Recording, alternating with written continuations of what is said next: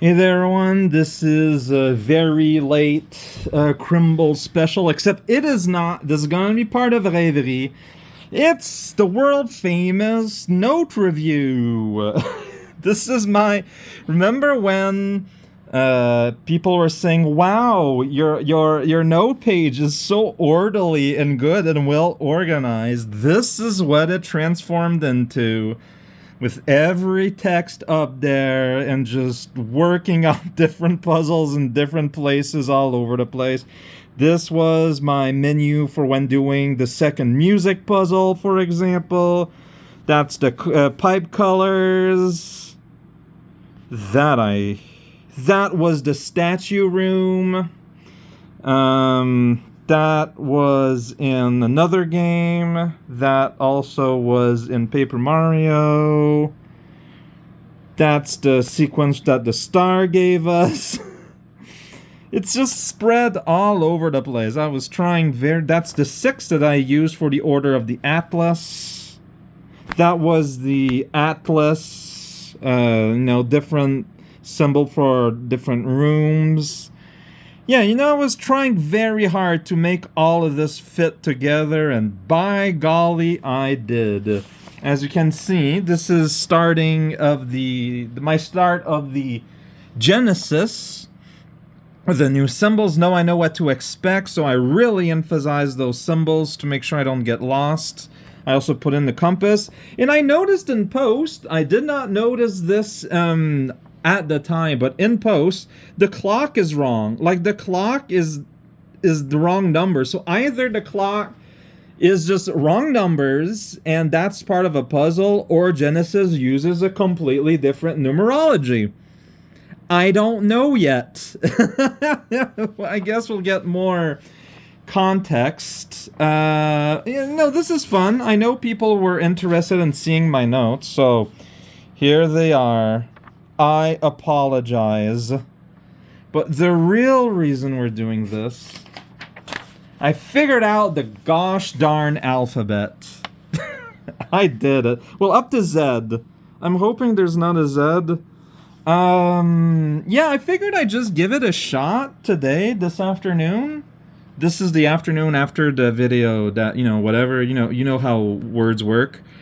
Because I wasn't sure how I would do this on video. And I figured I'd just give it a stab. And it just kind of dominoed effected way where I went from I have no idea what I'm doing to the whole translation down here. I'm going to reproduce it here and bigger so I can actually see anything. But yeah, so I'm just gonna walk you all through the process I went through. I started off by writing down the glyph as it was written on the statue. So it was always this, and then there was this that was different. Now, I could cheat a little bit, except it's not cheating. This was information given by the game. So, by the way, yeah, I knew that this was creature, but my goal was to do that without knowing. I could not use that as a cheat. But what I did know is that I knew the 5 elements as recited by the star. The 6 elements, rather. So what I did first was replace every glyph by a letter, just because it's easier to think about, and it's easier to compare, to see when there were repeats. And additionally, like I said, this had to be Earth, because of the elements. Going by my assumption, it's the only one that's 5 letters big. All the other ones are 4, and it's the plant. Like, I knew that. So I could use the fact that I already solved the solution as a hint. I thought that made sense to me. Also, I looked up a bunch of 2-letter words just for this 2-letter words. I think that's what you actually do in cryptology. It's that kind of thing. So that's pretty good. So I had Earth. And with Earth, that gave me the F. It did not. The of here? I was like wondering if that was it. If that was fire? I think that came maybe later. And time, that's the ghost. Time, I was pretty sure that was it. So I started plugging this in. All right, so I got EARTH. You start plugging that in, and E A and E there already. That made a big thing. Time. That let me plug in the TR. And so I add REATRE. I mean, okay. Even if I didn't know it'd be creature, that pretty much has to be creature, especially since they're all animal. So we got creature of. And I sort of started working it that way here. Like, you know, like I had Earth, then I, you know, compare. You put down letters, you kill Bill, so, you know. Then I had fire at some point because I had FRE. So it's like, all right. So that gave me I. That confirmed with time. I forget the exact order. I knew I couldn't do this. Like, I maybe I should have done this with camera, but I didn't think I thought I'd just get a start. Now that I get the whole thing.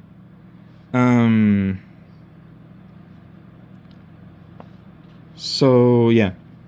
C I got pretty early, and it's the fish. I knew void was an element.